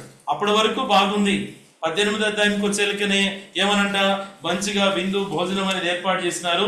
అప్పుడు వాళ్ళు వాగ్దానం ఇచ్చినారు, ఏమని? మీదటికి ఈ కాలమున నీకు కుమారుడు కలుగుతాడు. అంటే ఇక్కడ అంతవరకు బాగుంది. మృతమైనటువంటి అనుభవం ఏంటిది అని అంటే శారం ఏమంటుంది? వృద్ధురాలైనటువంటి నాకు సుఖము కలిగిద్దా? నా యొక్క భర్త కూడా వృద్ధాప్యంలో ఉన్నాడు, ఇంకా మాకు పిల్లలు ఎక్కడ కలుగుతారు? ఇదే మృతమైనటువంటి అనుభవం. ఎన్నోసార్లు కూడా దేవుడు మనకి వాగ్దానం ఇస్తాడు. ఏమని? అబ్రాహాముకి ఇచ్చిన వాగ్దానం హెబ్రీ 6:14 ఏమని రాయబడిందంట? నిశ్చయముగా నేను నిన్ను ఆశీర్వదింతును, నిశ్చయముగా నేను నిన్ను విస్తరింపచేతును. ఎన్నో సందర్భాల్లో దేవుడు ఇచ్చినటువంటి వాగ్దానాల పైన అనుమానాలు, సందేహాలు, అవిశ్వాసము ఇవే జరుగుతూ ఉంటాయి. తద్వారా మనం ఎలాగున్నామంటే మృతమైనటువంటి అనుభవమే విశ్వాసము లేనటువంటి బ్రతుకు.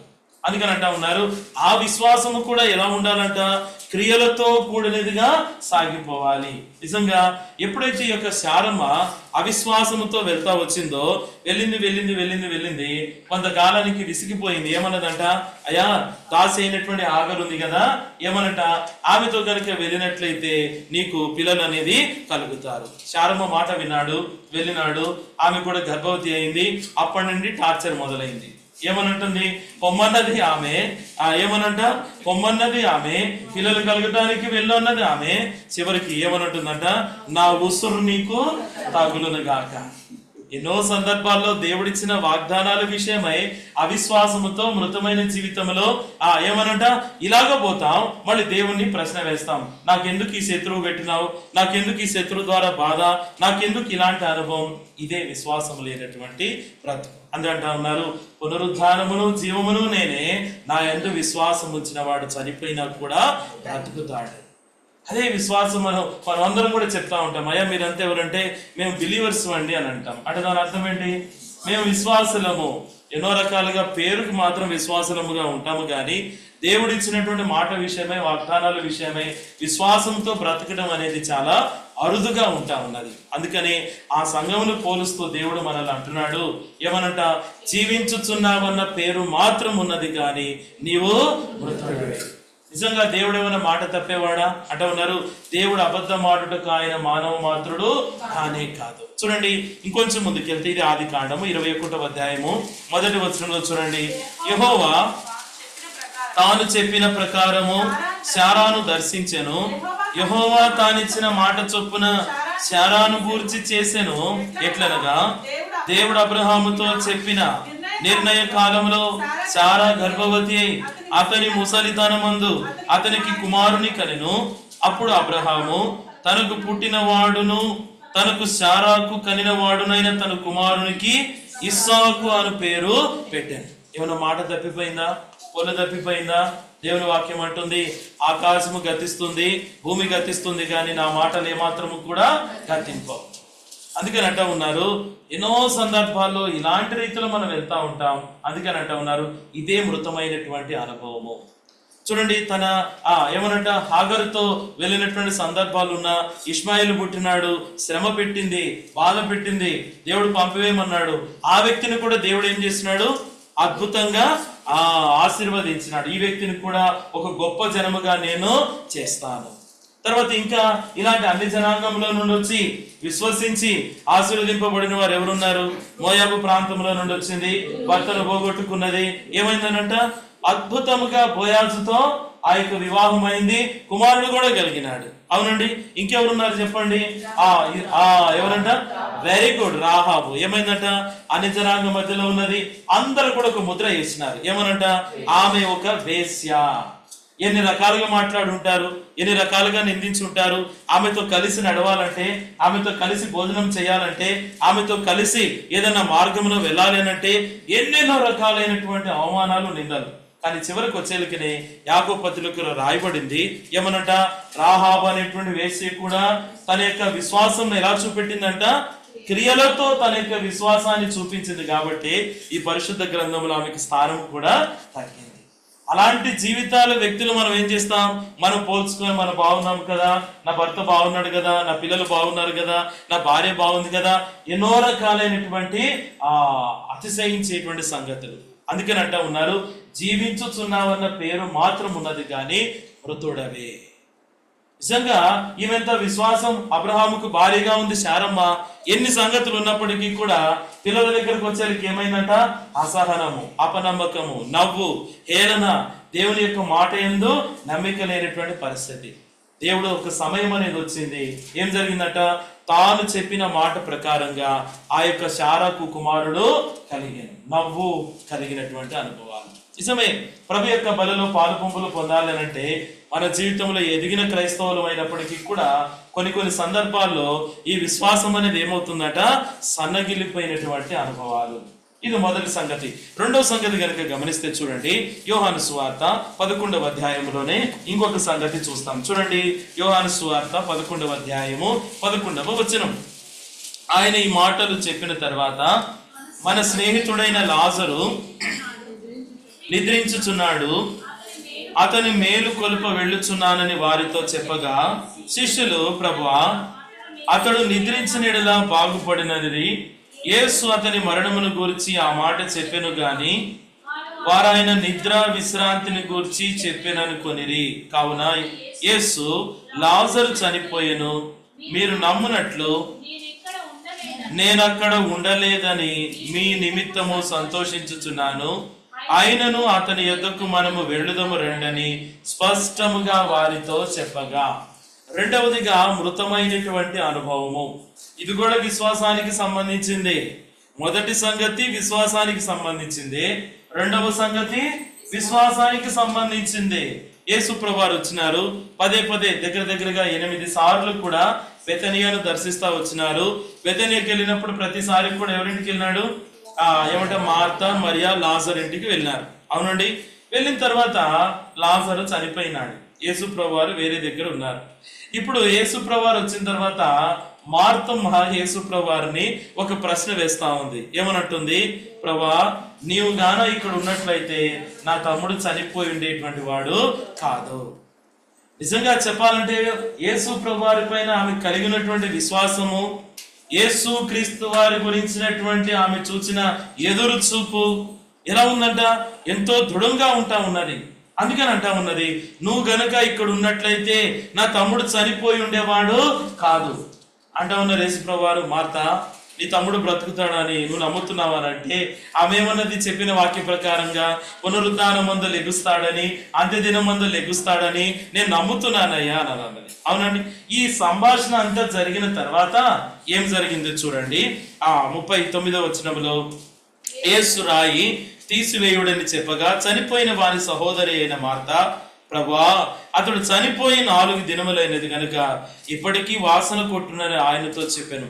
అందుకే యేసు, నీవు నమ్మినెడలా దేవుని మహిమను చూతువని నేను నీతో చెప్పలేదా అని ఆమెతో అనేను. ఇక్కడ చూడండి, ఆ సంభాషణ వారి మధ్యలో ఎలా వెళ్ళిందనంటే చెప్తా ఉంది, ప్రభా ఇప్పుడు ఏం చేస్తావు నువ్వు? నిజంగా అక్కడ కూడా ఒకలాంటి అవిశ్వాసం. ఏమనంట? అయ్యా చనిపోయిన 4 రోజులు అయిపోయింది, కుళ్ళి బట్టి ఉంటాడు ప్రభా, వాసన వస్తూ ఉంటది. ఏమనంటే అప్పుడు అన్నారు, మార్తా నమ్మినెడలా దేవుని మహిమను నీవు చూస్తా. ఎప్పుడైతే యేసుక్రీస్తు వారు సమాధి దగ్గరికి వెళ్ళినారు, రాయి తొలగించమని చెప్పినారు, లాజరు లే బయటికి రా, ఎప్పుడైతే ఒక్క మాట పలికినాడో ఏమైందంట? అలాగే లేచి లాజరు ముందుకు వచ్చినాడు. నిజమే, మృతమైనటువంటి అనుభవాలు బాగు చేయగలిగిన వాడు దేవుడే. అందుకని అంటా ఉన్నారు ఇక్కడ 25 అంటూ ఉన్నారు, పునరుద్ధానమును జీవమును నేనే, నా యందు విశ్వాసం ఉంచున్నవాడు చనిపోయినను బ్రతుకును. చూడండి, మనకు అందరికీ కూడా ఓరల్ గా చెప్పుకోవాలనంటే యెహెజ్కేలు గ్రంథము ఏం జరిగింది? 37వ అధ్యాయంలో ఒక సంఘటన అనేది ఉన్నది. అవునండి, చూడండి, యెహెజ్కేలు గ్రంథము 37వ అధ్యాయము. అక్కడ యెహెజ్కేలుతో దేవుడు మాట్లాడుతూ ఉన్నాడు. ఇశ్రాయేలు ప్రజల యొక్క పరిస్థితి కూడా అక్కడ రాయబడుతూ వచ్చింది. చూడండి, యెహెజ్కేలు గ్రంథము 37వ అధ్యాయము 11వ వచనం. అప్పుడు ఆయన నాతో ఇట్లా, నేను నరపుత్రుడా, ఈ ఎముకలు ఇశ్రాయేలును అందరినీ సూచించుచున్నవి. వారు మన ఎముకలు ఎండిపోయిను, మన ఆశ విఫలమాయను, మనము నాశనమైపోతామని అనుకొనుచున్నారు. కాబట్టి ప్రవచనమెత్తి వారితో ఇట్లను, ప్రభువుకి యెహోవా సెలవిచ్చినదేమనగా, నా ప్రజలారా, మీరున్న సమాధులను నేను తెరచెదను, సమాధుల నుండి మిమ్మల్ని బయటికి రప్పించి ఇశ్రాయేలు దేశంలోనికి తోడుకుని వచ్చేదను. నా ప్రజలారా, నేను సమాధులను తెరిచి సమాధులను మిమ్మల్ని బయటికి రప్పింపగా నేను యెహోవానై ఉన్నానని మీరు తెలుసుకుందరు. మీరు బ్రతుకున్నట్లు నా ఆత్మను మీలో ఉంచి మీ దేశంలో మిమ్మల్ని నివసింపచేసేదను. యెహోవానకు నేను మాట ఇచ్చి దానిని నెరవేరుతున్నని మీరు తెలుసుకొందరు. ఇదే యెహోవా వాక్కు. ఈ సంఘటన అంతా కూడా మనకు తెలుసు. దేవుడు ఏమన్నాడు? ఒక మట్టి ఘటమైన మనిషి ద్వారా అద్భుతం చేయిస్తా ఉన్నాడు. ఇక్కడ ఏమన్నట? ఒక లోయలను తీసుకుని పోయినాడు. యెహెజ్కేలుని దేవుడు ఒక ప్రశ్న వేసినాడు. ఎండిన ఎముకలను చూపెట్టి, ఓ నరపుత్రుడా, ఈ ఎండిన ఎముకలు బ్రతకగలవా? చెప్పండి, బ్రతకగలవా లేదా? చెప్పండి. బ్రతుకుతి అన్నవాళ్ళు చేతులు ఎత్తండి. పర్వాలేదు, చెప్పండి, ఆదించండి. బ్రతకలేవు అన్నవాళ్ళు చేతులు ఎత్తండి. ఎవరు లేరు, అవునా? మనమైతే ఎస్ నో అని అంటాం, అవునా? నరపుత్రుడు ఏమన్నాడు చూడండి, అక్కడ యెహెజ్కేలు అంటా ఉన్నాడు, 3వ వచనంలో చూడండి, ఆయన నరపుత్రుడా ఎండిపోయిన ఎముకలు బ్రతకగలవా అని నన్ను అడగగా, ప్రభువా యెహోవా అది నీకే తెలియనని. అది వాళ్ళకి మనకి తేడా ఇదే. మనం వెంటనే డిసైడ్ చేసేస్తాం, ఎస్ అని నో అని డిసైడ్ చేస్తాం. ఆ ప్రవక్త చూడు ఏమన్నాడు, ప్రభువుకి యెహోవా అది నీకే తెలియదు. ఒక వ్యక్తిని బ్రతికించాలన్నా, ఒక వ్యక్తిని పురుకొల్పాలన్నా, ఒక వ్యక్తిని మరణము నుండి తప్పించాలన్నా, ఒక వ్యక్తిని ఉన్నత స్థితిలోకి తీసుకొని వెళ్ళాలన్నా, మృతమైన అనుభవాలు జీవింపచేయ శక్తి కలిగిన వాడే ప్రభువైన యేసుక్రీస్తు వారు. ఇశ్రాయేలు ప్రజలు అనుకున్నారు, మన ఆశలన్నీ విఫలమైపోయినాయి, ఇక మనకు ఆశ లేదు, ఇక మనకు దిక్కు లేదు, ఎండిన ఎముకలు కలిగినటువంటి లోయలాగా ఇశ్రాయేలు ప్రజలు అయిపోయినారు. ఎప్పుడైతే ఆజ్ఞాపించినాడో అద్భుతంగా దేవుడు దానిని నెరవేరుస్తూ వచ్చినాడు. అదే ఇక్కడేమనంటే, మృతమైనటువంటి మన యొక్క అవిశ్వాసమును బాగు చేయగలిగిన వాడు దేవుడే. ఆయన ఇక్కడ లేడు, ఆయన లేచి ఉన్నాడు. నువ్వు నమ్మినలా ఆయన ఆ దేవుని యొక్క మహిమను చూస్తావు. వాళ్ళు వెళ్ళినారు, సుగంధ ద్రవ్యాలు తీసుకొని వెళ్ళినారు. యేసు ప్రభువారి సమాధికి పోయాలా, ఏమనంట ఆ శరీరం ఏమైనా కుళ్ళిపోయిందేమో, కంపు కొట్టిందేమో, బోధకుడు ఈయన అద్భుతాలు చేసినాడు, ఎంత బాగా ప్రేమించినారు. ఆ స్త్రీ పోయింది, ఆడికి వెళ్ళిన తర్వాత అది రాయి తొలగించి ఉన్నది. లోపలికి వెళ్ళి చూసిన తర్వాత సమాధి ఖాళీగా ఉంది, కూర్చొని ఏడుస్తా ఉన్నది, భారంగా ఏడుస్తా ఉన్నది. ఏడుస్తుంటే అమ్మాయి ఎందుకు ఏడుస్తున్నావు అన్నారు అప్పుడు ఒక ఆయన. అంటే ఆమె ఏమనుకున్నది, తోటమాలి అనుకుని, అయ్యా నా ప్రభు యొక్క శరీరాన్ని ఎవరో ఎత్తుకొని వెళ్ళిపోయినారు, అది ఎక్కడుందో చెప్పు, నువ్వు గానీ తీసేసినావా నేను దానిని మోసుకొని పోతా. ఎంత ఇష్టంగా ఉన్నది, ఎంత ప్రేమించింది. ఒక స్త్రీ ఒక పురుషుని యొక్క శరీరాన్ని మోయగలిగినంత భారము ఇష్టంగా మోస్తా ఉన్నది. డెడ్ బాడీని కూడా మోయాలనేటువంటి ఇష్టముతో ఆమె పోతా ఉన్నది. నిజంగా మనం చెప్పాలనంటే కొన్ని సందర్భాలు ఇప్పుడు మన ప్రశ్న ఏమనంటే, తల్లిని తండ్రిని ప్రేమించిన రీతిలో, భర్తను భార్యను ప్రేమించిన రీతిలో, కుమారులను కుమార్తెలను ప్రేమించిన రీతిలో, వారి యందు నమ్మకం విశ్వాసం ఉంచిన రీతిలో దేవుని పైన ఎందుకు ఉంచారు? నిజంగా ఎన్నో సందర్భాల్లో కూడా అదే మృతమైన అనుభవం, అదే మృతమైన అనుభవం. అందుకని అంటున్నారు, జీవించుచున్నావన్న పేరు మాత్రం ఉన్నది కానీ నువ్వు మృతుడవే. మృతమైనటువంటి అనుభవాలు. అబ్రహాము శారా జీవితంలో అవిశ్వాసాన్ని బట్టి మృతమైన అనుభవము, లాజరు మార్త విషయంలో మృతమైనటువంటి అనుభవం. ఇంకెవరు ఉన్నారు చూడండి, మనం గమనిస్తే లూకా సువార్త 1వ అధ్యాయంలో కనుక గమనిస్తే, లూకా సువార్త 1వ అధ్యాయము చూడండి 6-7 వచనాలు, 5వ వచనం నుండి చూడండి. యూదయ దేశపు రాజైన హేరోదు దినములలో అబియా తరగతిలోనున్న జకర్యాను ఒక యాజకుడు ఉండెను. అతని భార్య అహరోను కుమార్తెలలో ఒకతే, ఆమె పేరు ఎలిసబెతు. వీరిద్దరు ప్రభు యొక్క సకలమైన ఆజ్ఞల చొప్పునను న్యాయ విధుల చొప్పునను నిరపరాధులుగాను నడుచుకొనుచు దేవుని దృష్టికి నీతిమంతులై ఉండిరి. ఎలిసబెతు గొడ్రాలైనందున వారికి పిల్లలు లేకపోయిరి, మరియు వారిద్దరు బహుకాలము గడిచిన వృద్ధులైరి. ఇక్కడ ఇంకొక అవిశ్వాసమైన సంగతి, అదే మృతమైనటువంటి అనుభవం. అదే ఆ యొక్క యోహాను సువార్త 11:25లో యేసుక్రీస్తు వారు అదే చెప్తా ఉన్నారు, పునరుద్ధానమును జీవమును నేనే, నా యందు విశ్వాసం వచ్చిన వాడు చనిపోయినా బ్రతుకును. ఇక్కడ చూడండి ఎలాంటి మృతమైనటువంటి జీవితం, అవిశ్వాసం అనంటే వీరిద్దరు. ఇక్కడ ఒక యాజకుడు ఉన్నాడు, ఆయన పేరేం పేరు, జకర్యా, ఎలిసబెతు. వారికి ఏంటి లోపము, ఏంటి నింద అంటే పిల్లలు లేనటువంటి స్థితిలో. కానీ ఏమన్నా దేవుని ఏమన్నా దూరంగా ఏమన్నా ఉన్నారా? ఇంతగా నేను దేవుని పని చేస్తా ఉన్నా, వీళ్ళు కూడా ఎన్నో రకాలుగా ఎదుర్కొని ఉండొచ్చు. నువ్వు యాజకుడు అయినావు, ఇంత బాగా నమ్మకంగా నీ సమయం వచ్చినప్పుడు దేవుని ఇంట్లో ధూపం వేస్తా ఉన్నావు. మనం అనుకుంటాము మొత్తానికి ఏదో ఉంది అని అనుకుంటాం, ఈయన ధూపం సరిగ్గా చేస్తున్నాడో లేదో, ఈయనలో ఏదో లోపం ఉంది కాబట్టి దేవుడు మాకు తెలుసు ఏదో అని అనుకుంటాం. కానీ ఇక్కడ వీళ్ళ గురించి రాయబడిన సంగతి ఏముందట, నిరపరాధులను నీతిమంతులను ఏమనంట చూడండి, దేవుని దృష్టికి నీతిమంతులై ఉండేది, సకల విధములైన ఆజ్ఞల చొప్పులను న్యాయ విధుల చొప్పులను నిరపరాధులుగాను నడుచుకొనొచ్చు దేవుని దృష్టికి. ఇంత బాగున్నప్పటికీ కూడా దూత వచ్చింది. ఏంటా దూత? గాబ్రియల్ దూత వచ్చింది. ఇవిగో ఓ జకర్యా, ఏమనంట, నీ భార్య అయినటువంటి ఎలిజబెతు గర్భవతి, కుమారుని గంటది, ఆ కుమారుడు కూడా పరిశుద్ధాత్మతో నింపబడతాడు, గర్భములో ఉన్నప్పటి నుంచే పరిశుద్ధాత్మతో నింపబడతాడు. అంటే ఆయన అన్నాడు, నా భార్య వృద్ధురాలుగా ఉంది, మేము ముసలోళ్ళలాగున్నాం, ఇది ఎలా జరిగిద్ది అనంటే మళ్ళీ అన్నది, ఇగో నేను దేవుని యొద్ద నుండి పంపబడిన గాబ్రియేలును దూతననంటే అప్పుడు ఆ దూత అన్నది, ఈ మాటలు నా మాటలు వాటి కాలమున నెరవేరేంత వరకు నీవు మూగోడు అయిపోతావు. చూసుకో, జరిగిందా లేదా? మూగోడు అయిపోయినాడు. అదే మృతమైన జీవితం. శారమ్మ జీవితంలో ఎలా ఉన్నది? విశ్వాసంలో మృతమైనది. మార్తమ్మ దగ్గర ఎట్లున్నది? అదే మృతంగా ఉంది. జకర్యా కాడికి వచ్చేకే కూడా మొదట ఏమన్నారు? ఆజ్ఞల చొప్పునను సకల విధములైనటువంటి అన్ని విషయాల్లో కూడా నిరపరాధులుగా నీతిమంతులుగా ఉన్నారు. ఇక్కడికి వచ్చేకి ఏముందట? ఒకలాంటి అవిశ్వాసం, ఒకలాంటి అదే మనిషి జీవితం. అందుకని అంటా ఉన్నారు, పునరుద్ధారమును జీవమును నేను ఏదైనా కూడా చేయను, సర్వశక్తి కలిగినటువంటి దేవుడను. ఎలిజబెత్ డెలివరీ అయిపోయింది. వెళ్ళిపోయిన తర్వాత కుమారుడు పుట్టినాడు. పుట్టిన తర్వాత ఏమైంది? ఏం పేరు పెట్టాలి? ఏం పేరు పెట్టాలి?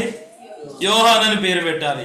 అక్కడే ఒక అద్భుతం జరిగింది. చూడండి, లూకా సువార్త 1వ అధ్యాయము 59వ వచనం. 8వ దినమున వారు ఆ శిశువునకు సున్నతి చేయవచ్చి తండ్రి పేరును బట్టి జకర్యా అని పేరు వానికి పెట్టబోతుండగా తల్లి, అలాగు వద్దు, వానికి యోహాను పేరు పెట్టవలనని చెప్పాను. అందుకు వారు, నీ బంధువులలో ఆ పేరు గలవాడు ఎవడనూ లేడే అని ఆమెతో చెప్పి, వారికి ఏ పేరు పెట్టగోరుచున్నామని వాని తండ్రికి సంజ్ఞలు చేసి అడిగిరి. అతడు వ్రాత పలక తెమ్మని వాని పేరు యోహాన్ అని వ్రాసెను. అందుకు వారందరూ ఆశ్చర్యపడిరి. వెంటనే అతని నోరు తెరవబడి నాలుక సడలి అతడు దేవుని స్తుతించుచు. మృతమైన అనుభవాలు ఏమైనాయి? జీవింప చేయబడిన పరిస్థితి. నిజమే, మన యొక్క క్రైస్తవ జీవితంలో, యాత్రా జీవితంలో ఎన్ని ఉన్నప్పటికీ కూడా తర్వాత సంగతి ఏమనట? మొట్టమొదటిగా ఈ మృతమైనటువంటి అనుభవాలు పరీక్షలోనికి రావాలి. అది కుటుంబ పరిస్థితి అయినా, ఉద్యోగమైనా, వ్యాపారమైనా, బంధువులైనా, ఇరుగు పొరుగు వారైనా, ఎక్కడైతే మన విశ్వాస జీవితంలో మృతమైనటువంటి అనుభవంలో ఉన్నామో దానికి సూత్రం ఏమనంటే, నా యందు విశ్వాసం ఉంచిన వాడు చనిపోయినా మృతమైనా కూడా తప్పకుండా. అంతెందుకు, ఇంకా శిష్యులలో లేరా? ఉన్నారా లేదా? చూడండి, ఆ ఒక్క మాట చూసుకొని మనం ముగించుకుంటాం. యోహాను సువార్త 20వ అధ్యాయము చూడండి. యోహాను సువార్త 20వ అధ్యాయము 24వ వచనం నుండి. యేసు వచ్చినప్పుడు 12 మందిలో ఒకడైన దిదుమ అనబడిన తోమా వారితో లేకపోయిన కనుక తక్కిన శిష్యులు, మేము ప్రభువును చూచితిమని అతనితో చెప్పగా అతడు, నేను ఆయన చేతులలో మేకుల గురుతును చూచి నా వ్రేలు ఆ మేకుల గురుతులో పెట్టి నా చెయ్యి ఆయన ప్రక్కలో ఉంచితేనే కాని నమ్మనని వారితో చెప్పాను. 8 దినములైన తర్వాత ఆయన శిష్యులు మరలా లోపల ఉన్నప్పుడు తోమా వారితో కూడా ఉండెను. తలుపులు మూయబడి ఉండగా యేసు వచ్చి మధ్యను నిలిచి, మీకు సమాధానం కలుగును గాక. రైట్, చాలు. ఏమనంట? తోమా అంటా ఉన్నాడు, యేసు ప్రభు లేచినాడు, మేము కలుసుకున్నాం, ఆయన మా మధ్యలోనికి వచ్చినాడు, ఎన్నోసార్లు అన్నాడు మీకు సమాధానము కలుగును కాక అన్నాడు. మేము నమ్ముతున్నామంటే తోమా ఏమన్నాడు? నేను నమ్మను. ఎందుకనంటే ఆయన చేతులకు మేకులు కొట్టారు కదా, ఆ యొక్క గాయాలు ఉన్నాయి కదా, అందులో వ్రేలు పెట్టి నేను చూస్తే గానీ నేను నమ్మను. మళ్ళీ యేసు ప్రభు వారు వచ్చినారు, ఏమన్నారు? మీకు సమాధానము కలుగును కాక అన్న తర్వాత అన్నారు, ఏమన్నట్టు చూడండి. తర్వాత తోమాను చూచి, నీ వ్రేలు ఇటు చాచి నా చేతులు చూడుము, నీ చెయ్యి చాచి నా ప్రక్కలో ఉంచి అవిశ్వాసివి కాక విశ్వాసివై ఉండుమనెను. అందుకు తోమా ఆయనతో, నా ప్రభువా నా దేవా అనెను. యేసు, నీవు నన్ను చూచి నమ్మితివి, చూడక నమ్మిన వారు ధన్యులని అతనితో.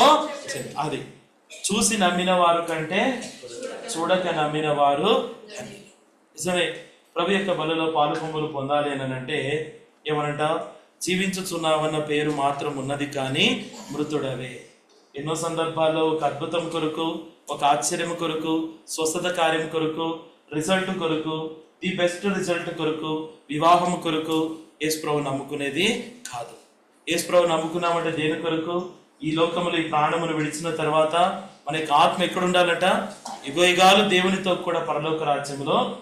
అదే పునరుద్ధానం, అదే పునరుద్ధానం. కాబట్టి బ్రతికి ఉన్నటువంటి జీవితంలో కూడా ఈ శరీరము, ఈ ప్రాణము, ఆత్మ ఏమనట? దేవుని విశ్వాసం ఉంచడాన్ని బట్టి చనిపోయినా కూడా వాడు ఏమవుతున్నాడు? బ్రతికినటువంటి అనుభవాలు. నిజమే, మనం చెప్పుకునేది ఒక్కటే, విశ్వాసము అవిశ్వాసం గురించి చెప్పుకుంటా ఉన్నాం. అది ఒక మృతమైనటువంటి సంగతి గురించి అంటా ఉన్నారు. ఏమనట జీవించుచున్నావన్న పేరు మాత్రం ఉన్నది కానీ నీవు మృతుడవే. సారము జీవితంలో, మార్తమ్మ జీవితంలో, ఇంకెవరంట జకరియా జీవితంలో అవిశ్వాసం అనేది మృతమైనదిగా దేవుడు మరలా వారిని బ్రతికిస్తూ వచ్చినాడు. నిజమే, మనం వెళ్తున్నటువంటి పరిస్థితులు ఏదైనప్పటికీ కూడా ఎక్కడైతే మృతమైనటువంటి అనుభవాలు ఉంటా ఉన్నాయో, అందుకే నా సంఘంతో అంటున్నారు, నీ క్రియలను నేను ఎరుగుదును, నీ అవిశ్వాసమును నేను ఎరుగుదును. ఇరిమియా గ్రంథంలో అంటున్నారు, నేను మీ అవిశ్వాసమును నేను బాగు చేస్తాను అని అంటా ఉన్నాడు. ఇప్పుడైతే దేవుని దగ్గరకు వచ్చి మనం ఏ విషయాలు అయితే ప్రార్థిస్తున్నామో, ఏ విషయంలో అయితే విశ్వాసంతో ఉంచలేకపోతా ఉన్నామో అది ఒప్పుదలలోనికి రావాలి. మనం బ్రతకాలి అని అంటే, మనం జీవించబడిన అనుభవంలోనికి రావాలి అంటే, నిత్య జీవానికి వారసులము కావాలి అని అంటే, అంత్య దినమున లేపబడిన అనుభవంలో ఉండాలంటే ప్రభు యొక్క బలలో మన పాలు పంపులు పొందాలి. అది కూడా ఎలాగంట, యోగ్యమైన రీతిలో పాలు పంపులు పొందాలి. అందుకనే పౌలు అంటా ఉన్నాడు, కాబట్టి ప్రతి మనుష్యుడు తన్ను తాను పరీక్షించుకొనవలెను, అలాగు చేసి ఆ రొట్టెని తిని ఆ పాత్రలోనిది తాగాలి. దేవుడి యొక్క వాక్య భాగము మనకి ఆత్మీయ జీవిత క్షేమాభివృద్ధి కొరకై దీవించి ఆశీర్వదించును.